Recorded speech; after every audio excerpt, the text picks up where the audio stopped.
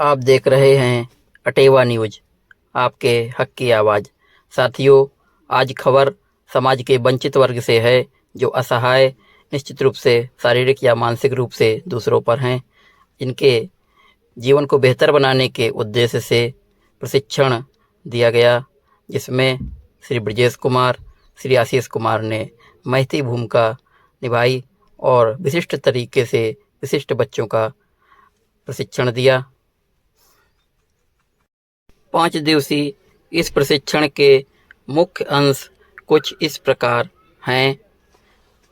जो हमने दिव्यांगता बताई थी हियरिंग इम्पेयर्ड फील्ड से, तो हियरिंग 70 dB तक है और बच्चे को समय से प्रशिक्षण दिया जाए, ऑडिटरी ट्रेनिंग दी जाए, लिप रीडिंग की प्रैक्टिस करवाई जाए, तो बच्चे को सामान्य की तरीके से हम खड़ा कर सकते हैं।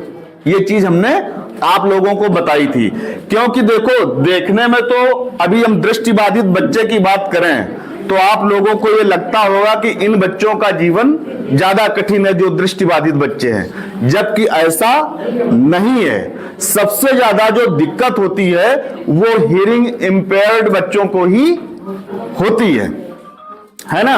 और होता क्या, आप देखिए, हमने पूरा हियरिंग इम्पेयर्ड फील्ड टोटल ये पूरा लिखा हुआ है।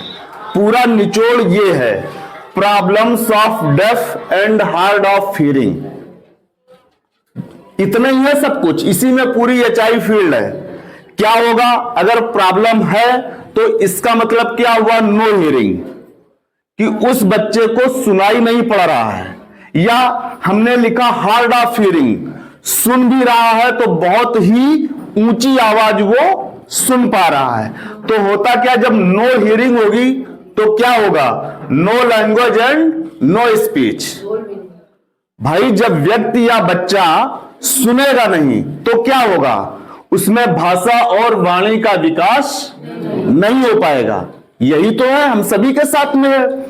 और जब भाषा और वाणी का विकास नहीं होगा तब क्या होगा, नो कम्युनिकेशन।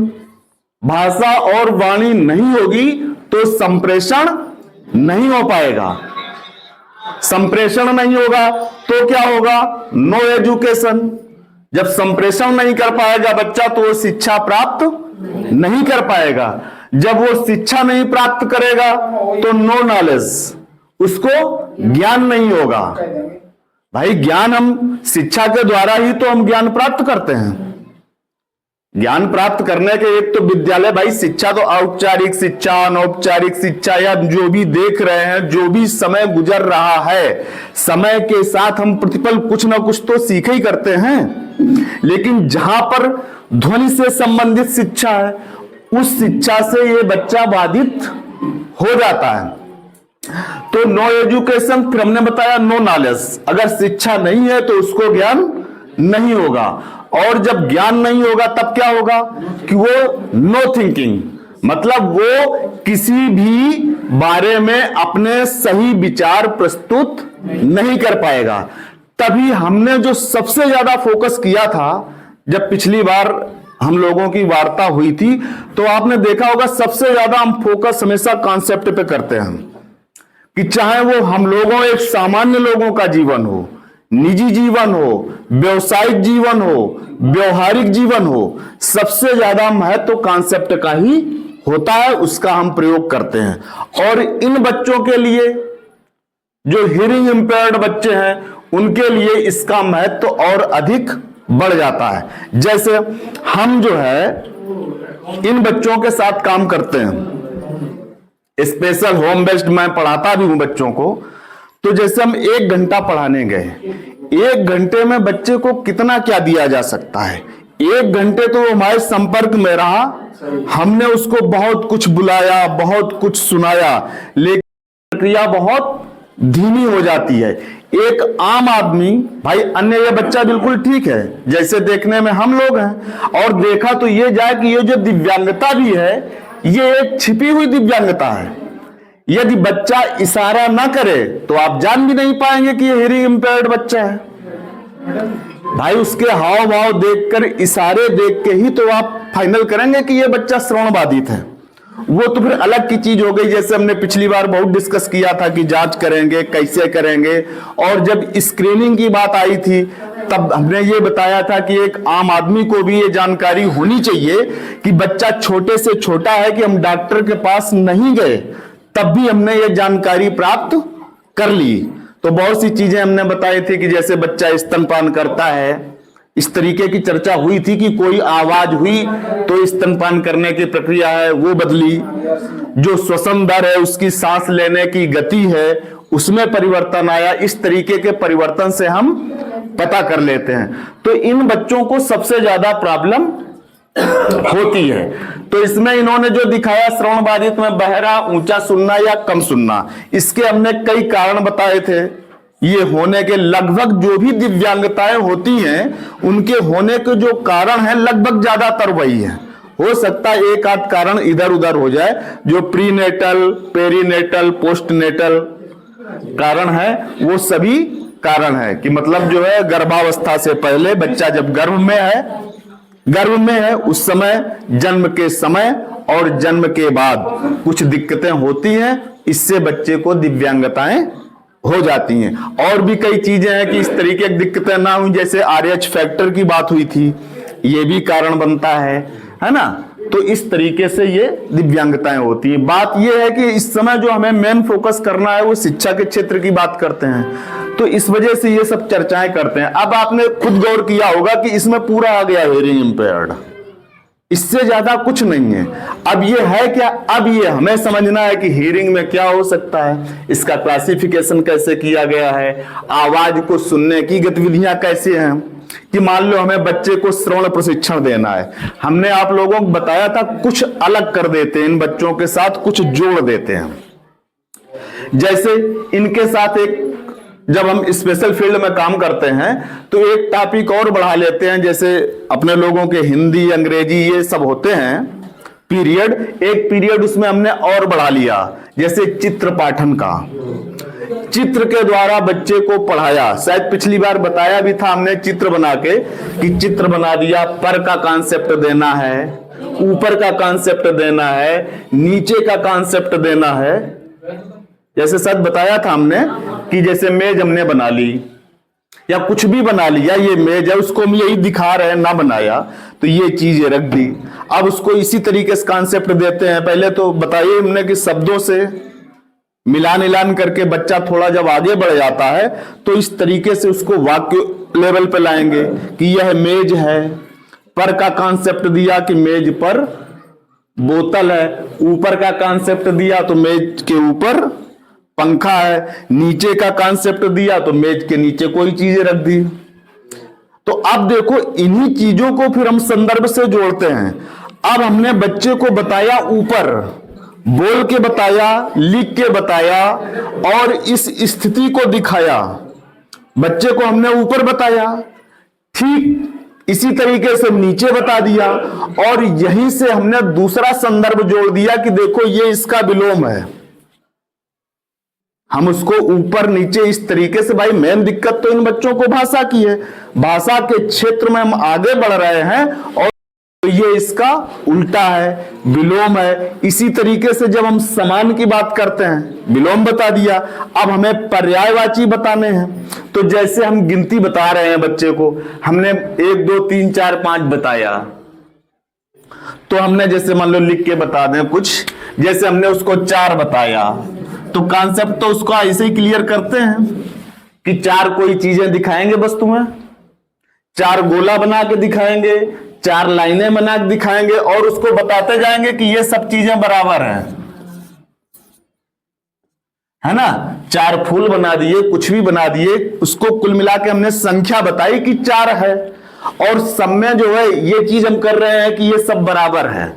तो जब हमें पर्यायवाची बताना हुआ तो हमने उसको इस तरीके से बताया कि जैसे इसका भी मतलब 4 है, इसका भी मतलब 4 है, ये भी 4 है, ये भी 4 है। ऐसे मान लो हमने किसी चीज के उसको पर्यायवाची दिए, है ना, तो उसमें फिर हम जैसे कामा लगा होता अमूमन किताब में, तो हमने उसको जब सिखाया, पर्यायवाची सिखाया, तो कामा का प्रयोग नहीं किया, हमने बराबर का प्रयोग कर दिया कि ये इसके बराबर है, ये इसके बराबर है, ये इसके बराबर है, इस तरीके से बच्चे को बताते हैं। तो अब हमने देखो किया क्या, इसमें कुछ अलग तो नहीं किया, चीजें थोड़ा आसान कर दी कि बच्चे का कॉन्सेप्ट क्लियर हो जाए, है ना।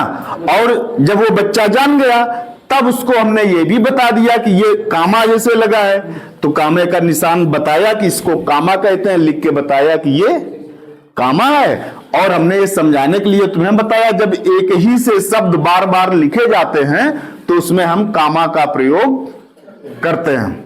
इस तरीके से इन बच्चों को बताते हैं, ठीक है। और इसी में जैसे अभी इसके आगे बताया था स्पीच वाला, तो उन बच्चों के सुनने की क्षमता लगभग ठीक है जो सिर्फ अगर स्पीच वाली बात करें, लेकिन फिर भी उनको बोलने में दिक्कत है। तो उनमें ये दिक्कत क्यों है, तो हमने बताया था जैसे जीभ का पलटना सही ढंग से ना हो, जो ये हार्ड पैलेट है या सॉफ्ट पैलेट है, या कोई दांतों में खराबी हो, जैसे आपके दांत हैं आपकी आवाज ज्यादा स्पष्ट है, अगर दांत ना हो तो उतनी अच्छी आवाज नहीं निकलेगी। तो इस तरीके से जब कोई मुंह में विकृति होती है तब फिर स्पीच वाली दिक्कत आती है।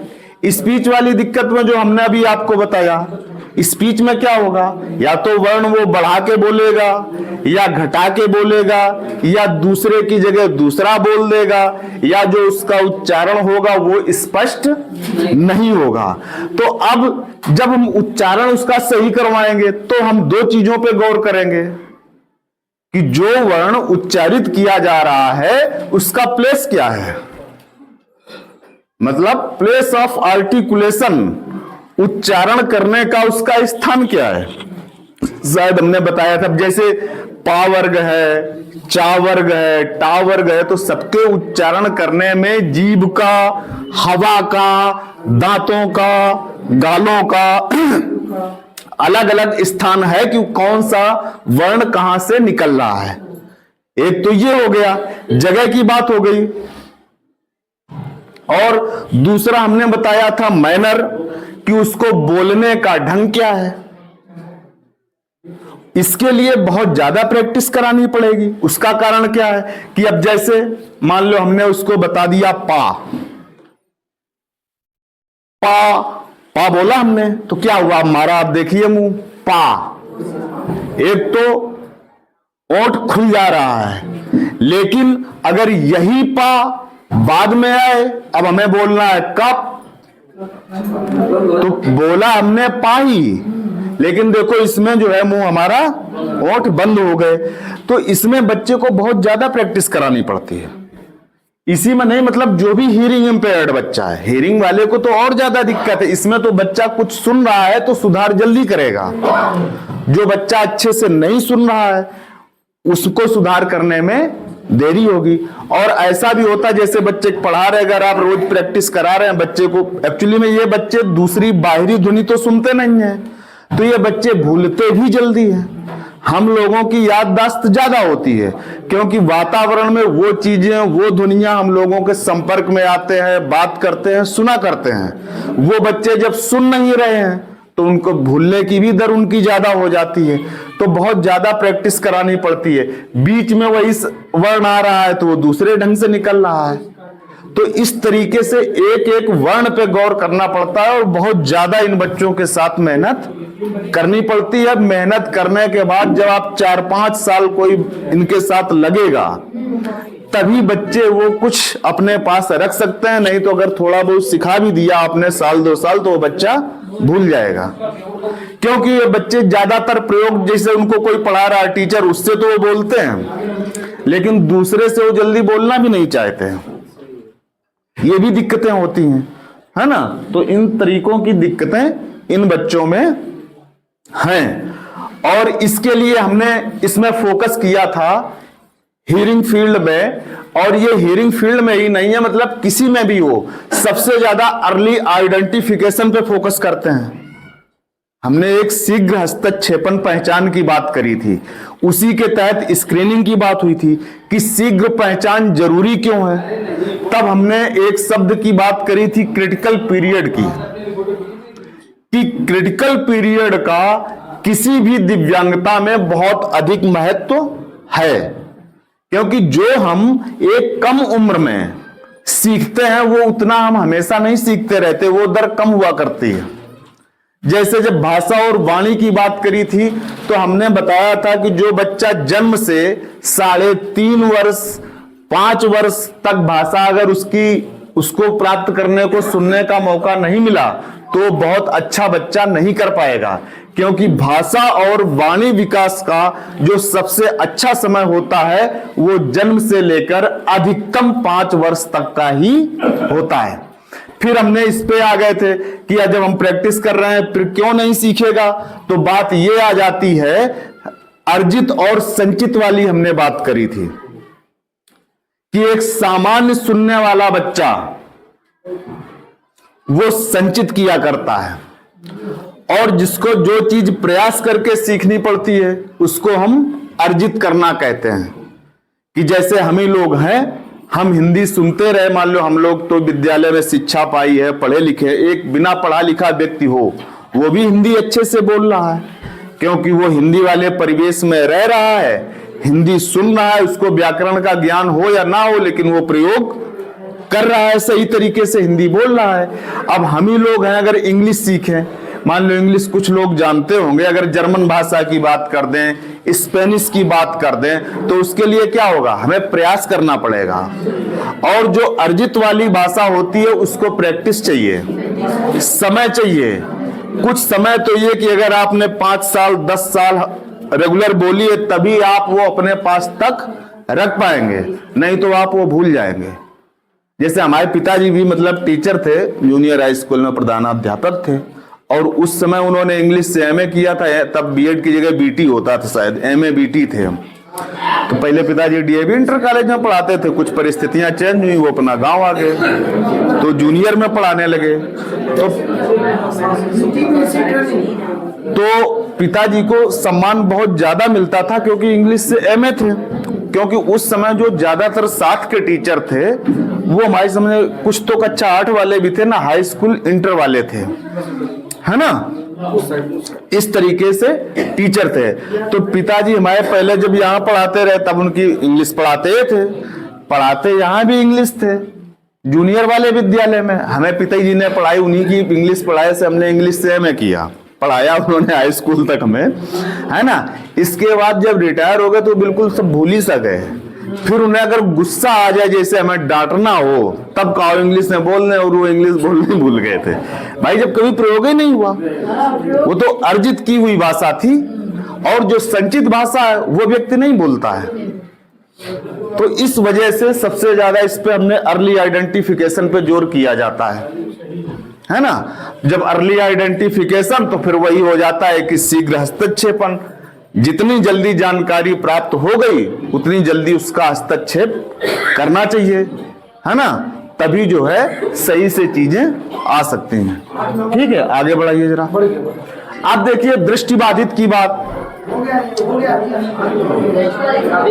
अभी हुआ नहीं, अब होने दो इसको। अब जब तक समय अब बोलने लगे हैं तो बोलने दो, हमें अगर ना सुनना हो तो बताओ, बैठ जाए भाई, है ना, थोड़ा और कॉन्सेप्ट क्लियर हो जाएगा। अब जैसे दृष्टिबाधित में देखने में कठिनाई, पूर्ण दृष्टिबाधित कि बिल्कुल दिखाई ही नहीं पड़ता है, तो उसके लिए भी ये चर्चा हुई थी। तब क्या होगा अगर बिल्कुल ही नहीं दिखाई पड़ता है, जिसको हम कहेंगे ब्लाइंडनेस, तो उसमें टीएलएम का प्रयोग हम करेंगे, ब्रेल का प्रयोग करेंगे। ब्रेल का मतलब ब्रेल स्लेट होगी, ब्रेल की बुक होगी, है ना। अबेकस का प्रयोग करेंगे, टेलर फ्रेम का प्रयोग करेंगे, और ये तो मतलब टोटली ब्लाइंड के लिए हो गया। अगर लो विजन आएगा, इसके आगे लो विजन है, दिव्यांगताएं 2 है विजन में, एक तो टोटली ब्लाइंड, एक है लो विजन।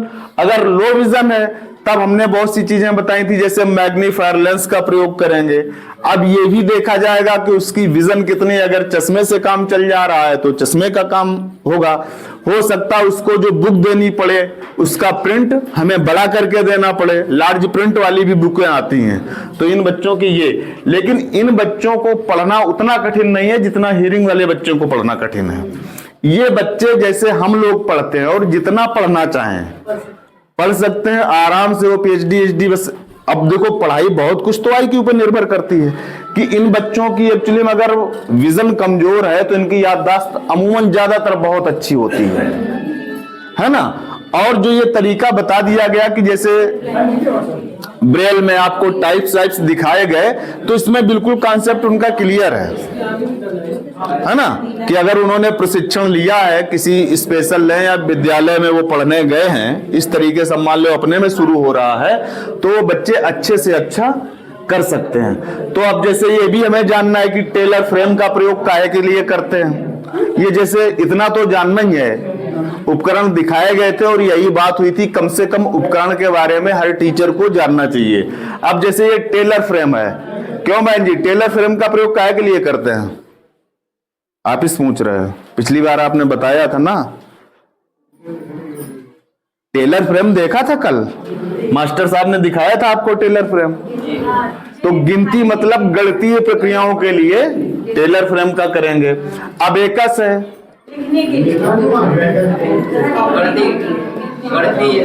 अबेकस भी गलती ही है ना, गलती अबेकस भी है ना।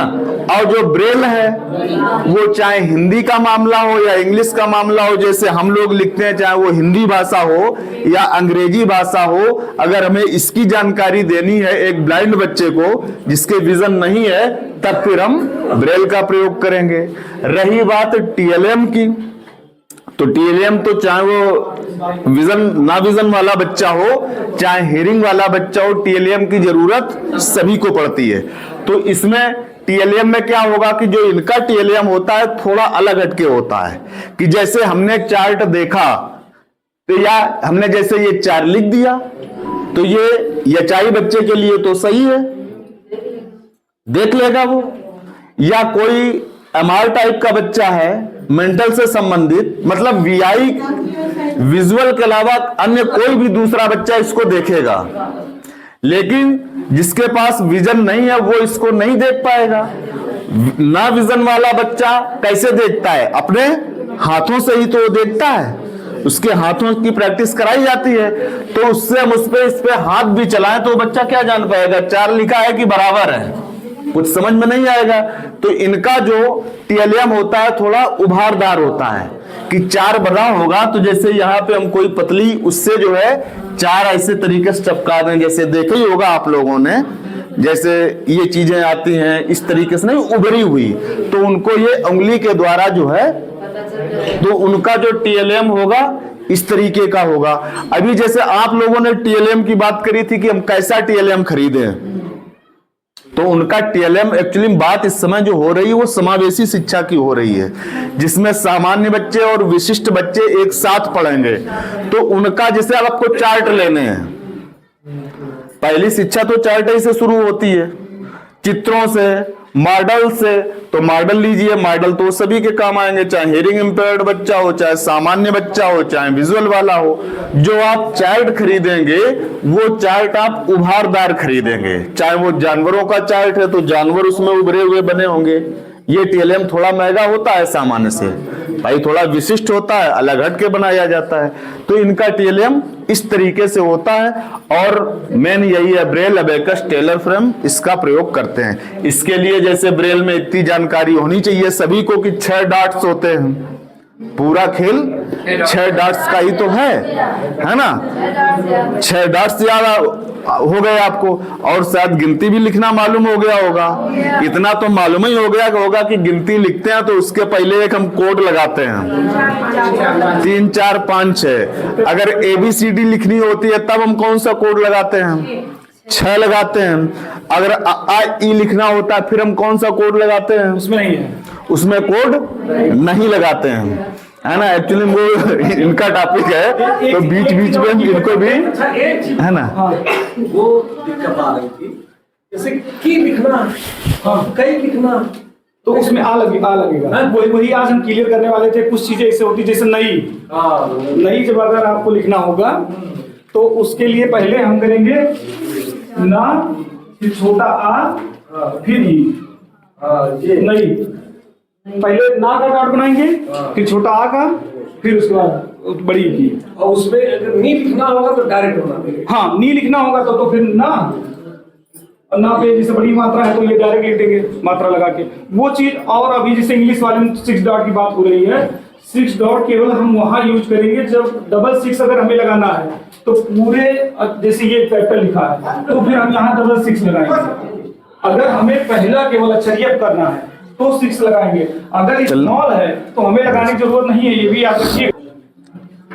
अब देखो, हमने आप लोगों से बताया या ये कहा कि जो ये विजन वाले, ब्लाइंड वाले बच्चे या लो विजन वाले बच्चे हैं, वो हम लोगों के तरीके से ही पढ़ते हैं। केवल इनको दिक्कत, हमने ये भी पहले चर्चा हुई थी कि केवल एक ही दिक्कत होती है कि जो हम कर सकते हैं वो ब्लाइंड बच्चा नहीं कर सकता। तो कलर डिस्क्रिमिनेशन की बात हुई थी कि वो कलर में अंतर नहीं कर पाएगा, अन्य चीजें वो हम लोगों की तरीके से ही जानकारी लेगा, पूरा ज्ञान प्राप्त करेगा। इसके बाद देखो ये दिखा रहे हैं लोकोमोटर डिसेबिलिटी, चलन निःशक्तता। तो यही विकलांगता को एक्चुअली में जब दिव्यांगता की या इसके पूर्व में विकलांगता की बात होती थी तो जो हमारे अंदर छवि बनती थी वो यही बनती थी, क्योंकि इसको हर आम व्यक्ति जानता है कि ये बच्चा दिव्यांग है। इस बच्चे को पढ़ने में कोई दिक्कत नहीं है, इसको दिक्कत है विद्यालय तक आने में, बैठने में, उठने में, चलने में, इस तरीके की दिक्कत होगी, है ना।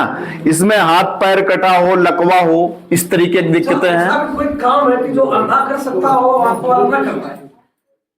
हाँ, जैसे वो हमसे आपसे तेज लड़का जैसे चला सकता है या क्या कहते हैं,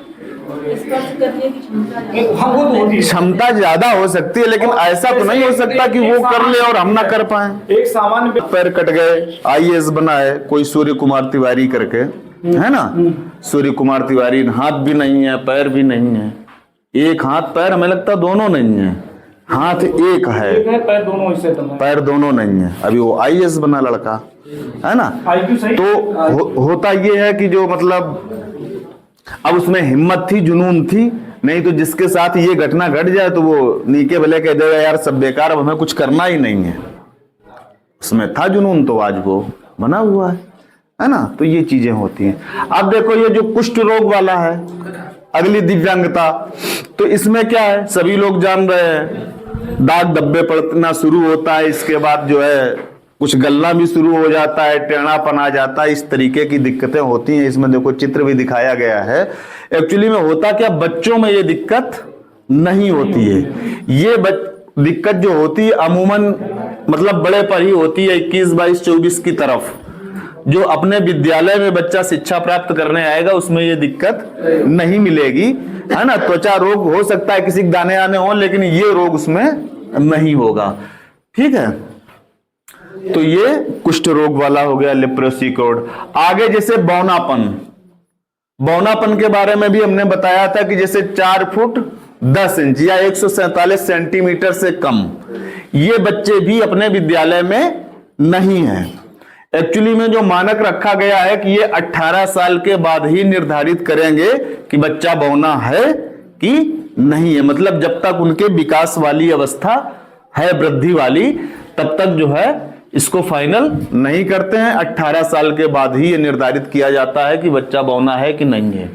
इसके बाद ये एसिड अटैक विक्टिम, इसकी भी चर्चा हुई थी कि इस तरीके के बच्चे अपने विद्यालयों में नहीं है। ये घटनाएं हम सब लोगों ने पढ़ी हैं, पेपरों में ज्यादातर लड़कियों महिलाओं के साथ घटनाएं हुई हैं, है ना। और इन लोगों को भी दिव्यांगता की श्रेणी में रखा गया है ना। इसके बाद देखिए मस्कुलर डिस्ट्रॉफी, मांसपेशियों में कमजोरी एवं विकृति।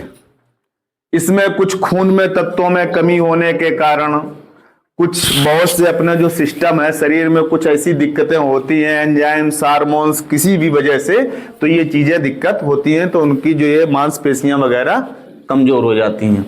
अब ये है स्पेसिफिक लर्निंग डिसेबिलिटी, है ना। तो इसमें इस पे बात भी हुई थी और मास्टर साहब ने एक बहुत अच्छा वो उदाहरण भी दिया था कि ए फॉर इनकी मम्मी, है ना, बी फॉर इनकी मम्मी, है ना। तो फिर बाद में जैसे बात होती थी, बहन जी केवल नहीं और तो सब लोग टीचर थे, मैं जान तुम्ही को पढ़ा रहे हैं सिर्फ, और पढ़ाया हुआ अभी आपको बुला के सुनेंगे, पढ़ा हम आपको रहे हैं, सुनेंगे इनसे क्या? अरे हम जिसको पढ़ाएंगे उसी तो सुनेंगे। इनका तो धन्यवाद ये है कि ये सुन रहे हैं, इसलिए इनको धन्यवाद, है ना। बिल्कुल कम ज्यादा की बात नहीं, इस समय प्रशिक्षण हम दे रहे हैं, ये तो हम महसूस कर रहे हैं कि धन्यवाद इनका है जो शांत होकर सुन रहे हैं। दोबारा हमारी वही बातें आपको हम सिखा रहे हैं, तो जवाब हम आपसे लेंगे, है ना। तो इसमें जो है 3-4 तरीके की दिक्कतें होती हैं।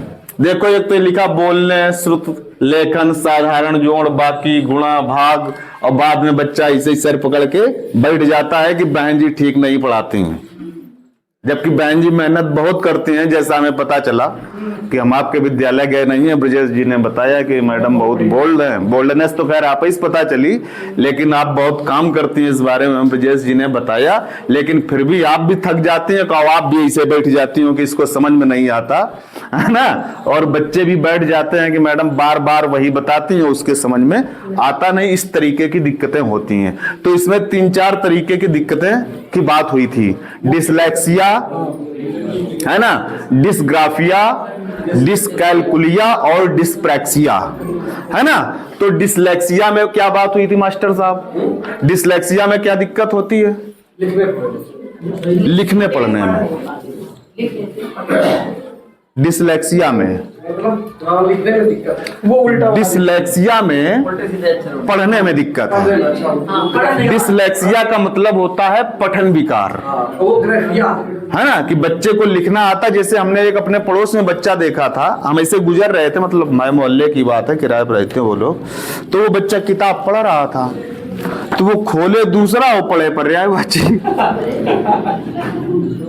मतलब वो सुनते सुनते उसको याद हो गया कि आम का ये तो हमने, जब हम गुजर रहे थे, वो कुर्सी पर बैठा, हम रोड से गुजर रहे हैं, तो हमने देखा है कि ये खोले, तो हमने कि क्या पढ़ रहे बेटा? मैं बोले ये, और ट्यूशन भी पढ़ता है वो बच्चा एक लोगों से। तो हमने कहा यार ये तो लिखा नहीं, तो हमने कहा ये पढ़ो, पन्ना पलट दिया। तो जैसे नहीं उसने कुछ सुना होगा स्कूल में, तो उसको खोल लिया। एक राजा था, उसका नाम दशरथ था, जबकि वो चीजें उस पुस्तक में नहीं थी, उस पाठ में, लेकिन वो अपना उच्चारण कर रहा था। तो इस तरीके की जब दिक्कतें आती हैं, वो इसी दिव्यांगता के तहत आती हैं, स्पेसिफिक लर्निंग डिसेबिलिटी। ऐसे बच्चे आपके भी विद्यालय में मिलेंगे। हमें एक अपनी स्वयं बचपन की घटना याद है कि कुछ गिनती लिखने या पढ़ने में दिक्कत थी, हमारी बड़ी बहन ने हमें दी, और एक बहन लगभग 1-2 साल वाला अंतर, 3 साल वाला, तो दोनों को दी। तो हम शायद सही बोल रहे थे, लेकिन लिख गलत रहे थे। तो बहन जी को ये लगा कि इसने सब सही लिखी, जब लेके आए तो पता चला ज्यादातर गलत थी। तो ऐसी दिक्कतें हो जाती हैं, इनमें सुधार भी हो जाता है। इसी वजह से इन बच्चों पे ज्यादा फोकस किया गया कि इस तरीके के बच्चे विद्यालय में हैं, और कुछ ना कुछ थोड़ी बहुत घटनाएं सबके साथ हुई हैं। बायां दायां याद करने में दिक्कत हुई, तो बचपन में इसी तरीके से याद करना पड़ा, जिससे खाना खाते हैं वो दाहिना है, और जिससे खाना नहीं खाते हैं वो बायां है ना। तो इस तरीके की दिक्कतें होती हैं, लेकिन ये उम्र के साथ ठीक भी हो जाता है, लेकिन हर चीज ठीक नहीं भी हो पाती है ना। तो इसमें 4 तरीके की दिव्यांगताएं हैं स्पेसिफिक लर्निंग डिसेबिलिटी में। तो ये हमने बात करी डिसलेक्सिया, तो उसमें ये पठन विकार की बात हो गई कि लिखा कुछ, लिखा बी, पढ़ दिया उन्होंने डी, जैसे स्मॉल बी डी। लिखा 6 से पढ़ दिया उन्होंने 9। इस तरीके की दिक्कतें होती हैं पढ़ने में। और बात जब लिखने की आ जाती तो उसको हमने डिस्ग्राफिया कहा। तो उसमें क्या होता है, लिखने वाली दिक्कत है, तो उसमें अब वही उल्टा करने लगे कि बी को डी लिखने लगे, डी को बी लिखने लगे, 6 को 9 लिखने लगे, 9 को 6 लिखने लगे। ये भी बात हुई थी कि अगर इस तरीके की दिक्कत है तो इसको हम दूर कैसे करेंगे, कि बार बार अभ्यास कराना है, एक चीज को बिल्कुल हटा देना है। पहले एक ही उस पे, अगर 2 चीजों में वो गड़बड़ी कर रहा है बच्चा, तो हम एक चीज को लेके चलेंगे, है ना। अगर हमें बी डी में अंतर वो नहीं कर पा रहा है, तो पहले हम बी की चीजें लेंगे, है ना। जैसे बैट ले लिया, बॉल ले लिया, बर्ड ले लिया, इस तरीके से हम डी बर्ड भी नहीं लेंगे क्योंकि उसमें डी आ जाएगी, है ना, इस तरीके के शब्द लेंगे। जब वो सीख जाएगा तब फिर हम डी पर आएंगे। इस बच्चे को इस तरीके की दिक्कत है। और तीसरी जैसे डिसकैलकुलिया, इसमें गणित से संबंधित दिक्कत है, गणितीय अंकों में दिक्कत होती है। अपने लोगों के भी साथ में होती है कि आईक्यू बहुत अच्छा है, पता चला कुछ विशेष चीज को सीखने में समझने में दिक्कत होती है। हालांकि वो दिव्यांगता के अंतर्गत हम लोग नहीं हैं, लेकिन इस तरीके की दिक्कतें आती हैं। ये बच्चे छोटे होते हैं तो इनमें ये दिक्कत ज्यादा स्पष्ट रूप से दिखाई पड़ती है ना। तो ये हो गया। एक होती है डिस्प्रैक्सिया, है ना, तो उसमें संतुलन वाली बात आती है कि उनका जो है संतुलन कम सही रहता है ना। और जैसे डिस्ग्राफिया में हमने लिखने में बताया तो उसमें इनको ये भी दिक्कत होती है कि पता चला, हालांकि हमने तो सही लिखा है, सीधा में लगता, लाइन ज्यादा टेढ़ी नहीं है। अगर हम ही लिखें और ये लाइन इधर जाने लगे या उधर जाने लगे, हाँ, अगर बड़े ने भी प्रैक्टिस नहीं की है तो बड़े लोगों में भी हो जाता। अब हम लोगों ने बोर्ड पे लिखा है ना, तो आ जाता है। कुछ लोगों में दिक्कत होती है। तो इस तरीके से हाँ, अब हम ही ने आप देखा होगा जब पहले दिन लिखा था तो इतना अच्छा कहो ना लिखा हो, क्योंकि इस बोर्ड पे लिखने की हमारी प्रैक्टिस भाई हम करते हैं नहीं। मान लो कहीं ऐसे हम जब पढ़ाते थे प्राइवेट विद्यालय में तो वैसा वाला बोर्ड था, चाक वाला, तो उसमें लिखने की जिससे हमारी बहुत अच्छी प्रैक्टिस थी कि पता चला कोई समय ना लिखे पूरा बोर्ड भर दें। तो प्राइवेट में थोड़ा और दिखाने का, उस समय आज के 18-20 साल पहले की बात थी, है ना, तो थोड़ा नहीं दिखाने को रहता है कि नहीं हम अच्छे टीचर ज्यादा हैं, लिखते भी अच्छा है और जल्दी भी लिखते हैं। तो मतलब बहुत अच्छी प्रैक्टिस थी कि पता चला 5 मिनट में पूरा बोर्ड भर दिया सर, है ना। तो ये चीजें हो जाती, प्रैक्टिस से अपने आप को आदमी सुधार लेता है। देखिए अगली दिव्यांगता,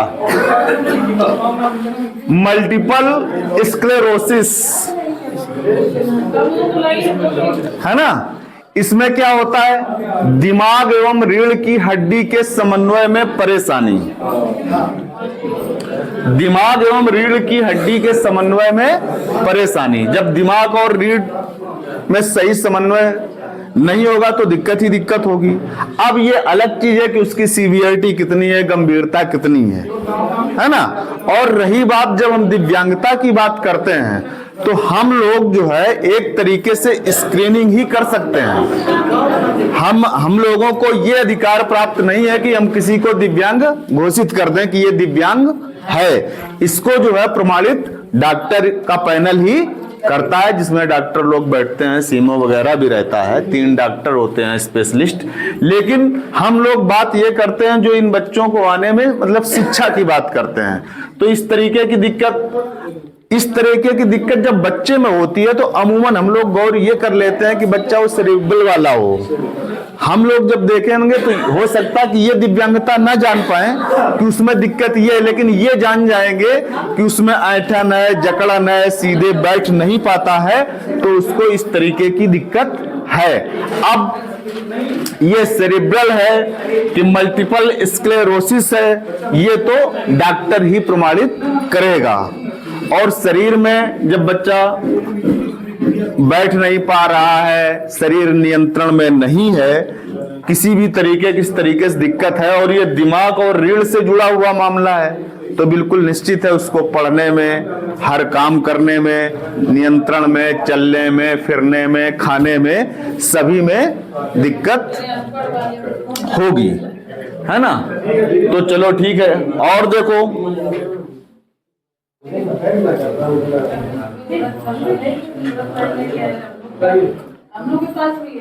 एक ये क्रोनिक न्यूरोलॉजिकल कंडीशन। ब्रजेश जी इसको आगे चलाओ, आगे इसी से बताएं आप जी। बच्चे ऐसे होते हैं, चलो देखो आगे है पार्किंसंस डिसीज। इसमें क्या होता है, हाथ पांव मांसपेशियों में जकड़न, तंत्रिका तंत्र प्रणाली संबंधित कठिनाई।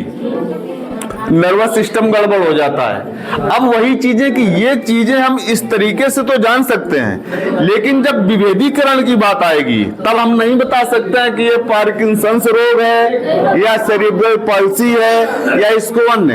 ये तो जो डॉक्टर प्रमाणित करेगा उसी के आधार पर जानेंगे कि बच्चा या व्यक्ति किस दिव्यांगता के अंतर्गत है। लेकिन ये जरूर है कि हमारी दिव्यांगताओं के बारे में हमने जनरल जानकारी की है तो ये जरूर जान जाएंगे कि ये बच्चा या व्यक्ति दिव्यांग है ना। इसी तरीके से जैसे हम ये जरूर जान गए हैं कि दिव्यांगताएं 21 प्रकार की हैं है ना, इसी तरीके से ये जानते रहेंगे। अधिक उम्र में ही होती ज्यादा है ये हाँ, और क्या भाई, यदि कम उम्र में है सर तो हमें लगता है वो सेरिब्रल पॉल्सी वाले लक्षण उसमें आएंगे, क्योंकि हम अभी मान लो हमें 17-18 साल तो यही काम करते होंगे कानपुर देहात में, तो जैसे डॉक्टरों के टच में आया किसी ने इस तरीके का प्रमाण पत्र नहीं बनाया। बच्चों के जो भी प्रमाण पत्र बने एमआर, यदि उन्हें कुछ गड़बड़ लगा तो उसको सीपी में सेरेब्रल में ही कर दिया। इस तरीके के प्रमाण पत्र यहाँ पर नहीं बने, है ना। और देखो इसमें जो बची हुई है ये एक हीमोफीलिया है। हीमोफीलिया में क्या है मास्टर साहब? ये अनुवांशिक रोग है। हाँ, तो इससे दिक्कत क्या होती? इसका ब्लड होता है जी, वो नहीं होता, हीमोफीलिया में थक्का नहीं बनता है, खून का थक्का नहीं बनता है। एक्चुअली में ये नहीं, मतलब जो है विटामिन के की कमी इन लोगों में होती है और वो बाहर से देने पे पूरी नहीं हो पाती है। तो इन लोगों के साथ जो हीमोफीलिया के लोग हैं उनमें ये दिक्कत होती है कि इनके यदि चोट लग जाए तो रक्तस्राव जल्दी बंद नहीं होता है, कि हम लोगों को जैसे बंद हो जाता है थोड़ी देर में, लेकिन इनके यदि चोट लग गई तो इनको अस्पताल जाना पड़ेगा, इनको दवा उपलब्ध करवाई जाएगी डॉक्टर के द्वारा, तब रक्तस्राव बंद होगा, है ना। तो ऐसे बच्चे, अब जैसे पहले ये दिव्यांगता में हम लोग नहीं जानते थे, अभी किस तरीके की दिव्यांगता हुई तो उसमें इसको भी रखा गया। अब एक ये है थैलेसीमिया। इसमें क्या है, जो थैलेसीमिया डिसेबिलिटी है इसमें क्या होती है, जो अपना ब्लड है हीमोग्लोबिन, इसमें जो तत्व पाए जाते हैं उनमें खराबी हो जाती है। मतलब जो ब्लड में तत्व होते हैं उनमें खराबी हो जाती है, जिससे धीमे धीमे शरीर कमजोर होने लगता है, अंग कमजोर होने लगते हैं, बच्चा या व्यक्ति बिल्कुल शिथिल हो जाता है, कमजोर हो जाता है, तो उसको हम थैलेसीमिया कहते हैं।